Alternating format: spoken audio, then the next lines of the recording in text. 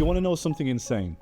I went from broke middle class to now managing over $2 million of revenue every single month. In this video, I'm going to teach you how to grow your business so fast and the journey that you need to go on to grow your business to multi-seven figures per month. By the end of this video, you will have everything that you need to grow your business so fast it feels illegal.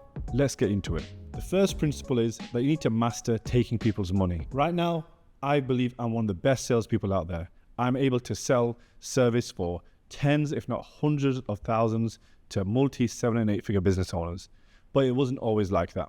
When I first started off, there was a time I was poor at sales. I was terrible. One sales job was when I was selling coffee machines and vending machines, and I flopped and failed the sales job, and I didn't last. I actually got fired, which I have not told anyone up until this video. And then the next job I got, I thought things will be different. I didn't take accountability. I thought it wasn't me, it was the job. And then the next job I got, I started working in a gym chain. And this gym that I worked in, I started off all confident, told the manager I can do all of this stuff, hyped up myself, and then I couldn't perform again. The numbers weren't being hit. And lucky enough, this manager, he wasn't just a sales manager, he was a sales leader, because he spotted the talent that I had, but he knew that I needed coaching and developing. And my arrogance was stopping me, and it stopped me previously in the job selling coffee machines and vending machines, but this time I knew I had to learn. So what he did was, he set me a task.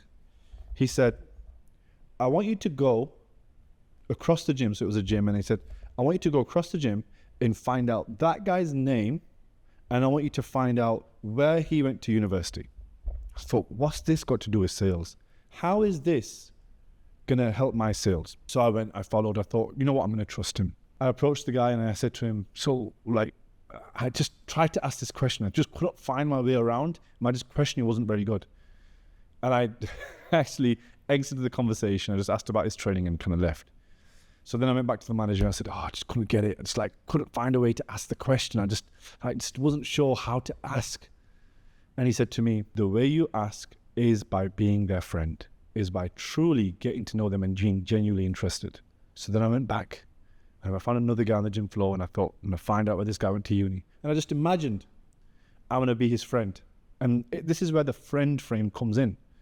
And it's about questioning as if someone's your friend. So then I found out what university he went to. I got it. Yes. Went to the manager.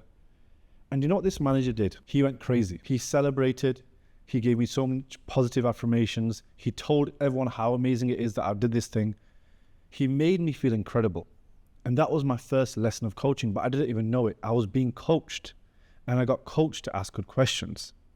And the next thing he coached me on was just being fearless. So he had found a girl on the gym floor and he said, you need to ask her for a shoe size. So this was my next lesson. And I was like, how do you ask someone for their shoe size? And it's a girl, and I don't want to come across creepy. So then I went over to the girl and I was creative. It made me think outside the box. It made me think about my sister. She's got a pair of shoes, and I was just asking, how much are those shoes? Where did you get them from? I want to get them for my sister. And then I started talking about my sister in a very interesting way. And then I found that, when you talk about your sister or your girlfriend to another girl, they feel so much more open to talking to you. So then I found out another dynamic of how to ask questions. Then I ended up getting around and asking her, so what size are you? I think my sister's a 7. I wonder if those look good in a bigger size. She told me a shoe size, and I went back to the manager and said, I got the shoe size. And then the next one was throwing in a random word. And you're going to think, how is all of this linked to becoming a good salesperson? Stay with me. The random word he gave me, he said, on the next call, you need to say the word bananas. And I was thinking, how am I going to say bananas on the phone? Why is it even relevant? Bananas. So then in conversation, I managed to come up with, when he told me that he's not been to the gym in 3 months, I went, that's bananas. You've not been to the gym in 3 months. So I managed to fit in that word. And what it taught me in these lessons was how to ask great questions, how to be quick, witty, on the ball, how to be able to change a conversation and pivot at any time, how to find an uncomfortable situation, aka asking the girl shoe size, and making it normal. And this is the skill of selling, and no one teaches you this. And this way that I was taught selling, I still teach others. And this is how the true way of selling is, by being able to ask all the best questions. And you being able to ask all the best questions is how you become great. Because in sales, The better questions you ask, the better answers you get, the more money you make. But selling is all well and good, but it leads me to principle number 2, which is the CEO sales tax. The next thing is most CEOs, especially the ones that we work with, they are staying on sales calls way too long. We look at their diaries and they're taking calls 20 hours a week, 25 hours a week, would you believe it or not? Even anything more than 5 hours a week is just too much for a CEO to be taken. And the CEO sales tax is a tax that you're paying by you still being on the phones, by you still selling. Think about this. You're supposed to be working 20 hours on sales calls. You've got them booked in. 5 of them don't show up, so that's 5 hours wasted instantly. Out of those 15, 10 of them don't close, 5 of them sign up. You've got a 30% close rate. And out of those 5 calls that you've closed, and now by blocking out your diary for 20 hours, never mind the additional 10 hours of admin, processing, follow-ups, and everything else that you need to do, and by the way, you can't even do it at the best of your ability because you're focusing on other tasks, you find that you've paid a massive tax. And the tax is that if you handed it over to somebody else, they would have made more money. And the CEO sales tax is a tax that you're paying by you still believing that you have to sell. And the second thing why a lot of CEOs are still selling is they believe no one can sell it like me. No one can sell this like I can sell it. That's what they truly believe in their heart of hearts. It's like, I can sell this the best. But the truth is, you might be right. Nobody else will know your product better than you. But you can't follow up with the time and diligence that they can because it's their full-time job if you've got a sales rep or a setter. You can't detach yourself from the emotions of business at times, and it will have commission breath because the prospect will hear how badly you need it. Follow-ups won't be done the same intensity. Your authority drops because you're the CEO and you're still selling. Because sometimes having a salesperson as a barrier adds you up more authority. Because if you do need to step in last minute to close the deal, a sales rep hasn't, you can often not close it. And this is a CEO sales tax that I find so often, so many CEOs are stuck in that 0 to 50K range because they're just selling for too long. And if you're curious of when to hire a salesperson, around 10 to 15K, you need to bring in your first setter. Around 30 to 50K, you need to bring in your first closer.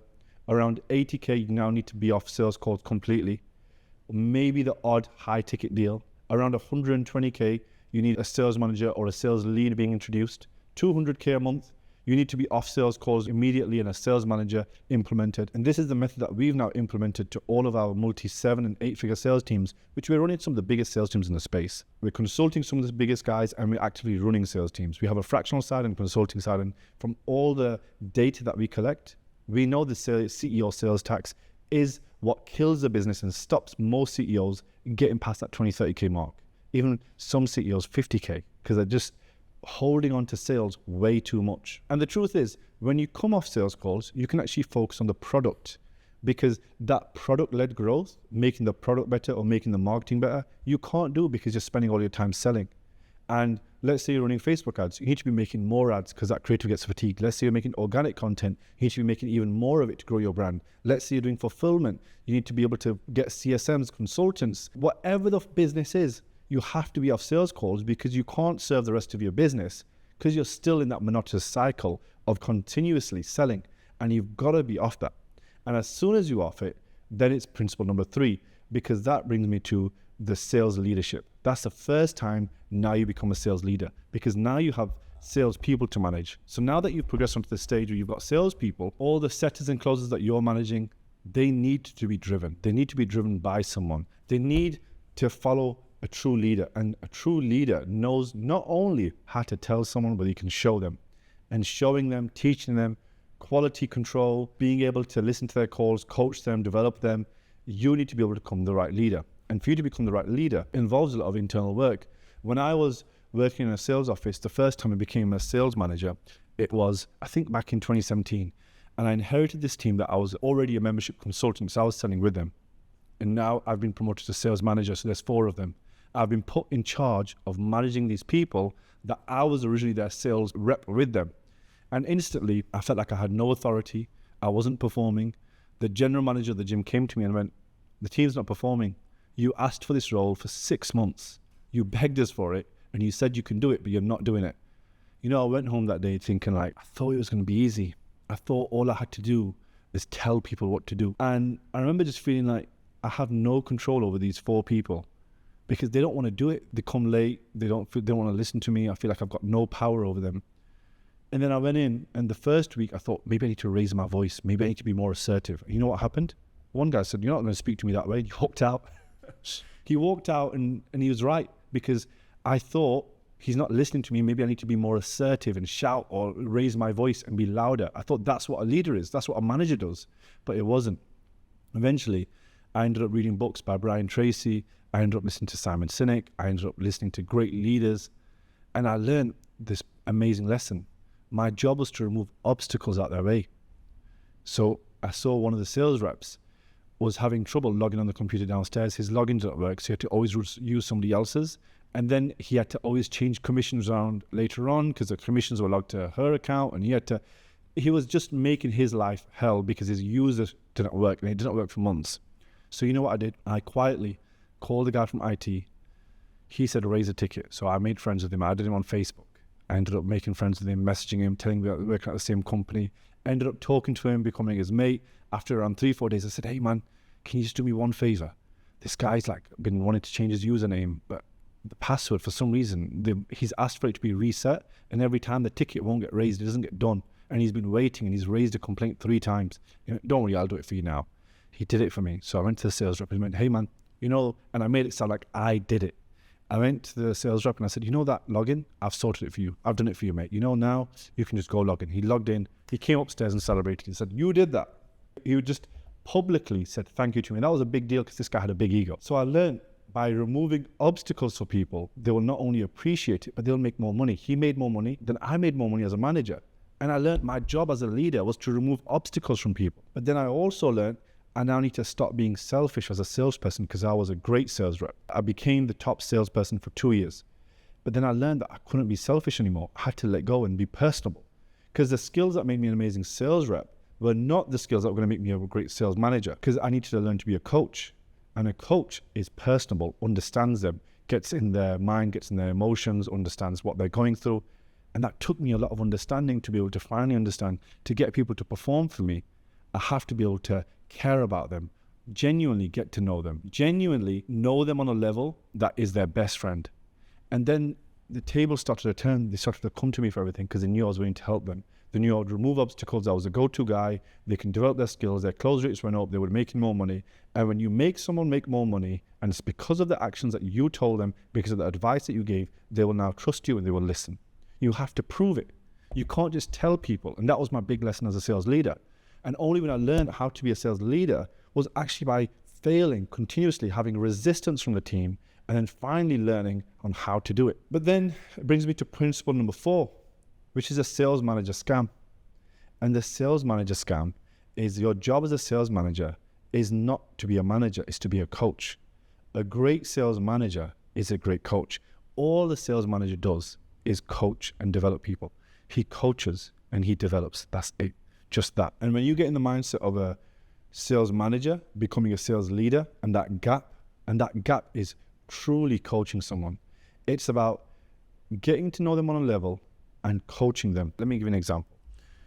When I first knew what a great sales manager was, because someone was a good sales manager to me, and if you work in sales, you'll look up to that person. You'll look up to the guy who's helped you. You'll know that who that person is, and that's that sales leader that you'll always remember. Whether you're 20 or 60, you'll remember the mentors that you had.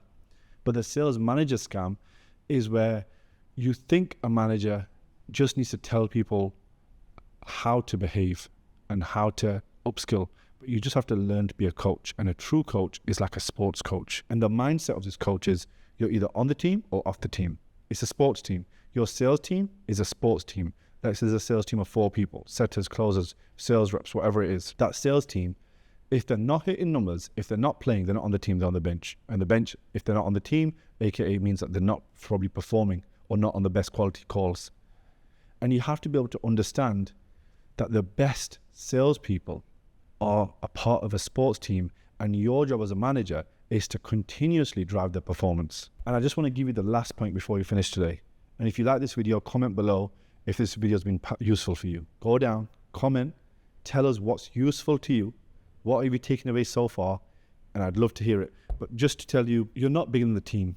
In the last principle, I used to have an ego as a salesperson. Then I ended up reading a bunch of Stoic books and finding out, I have no ego. So then I ended up reading a Ryan Holiday's book, Ego is the Enemy, and loving this quote, and then telling people, hey man, I have no ego, and be really living this thing of like, I have no ego.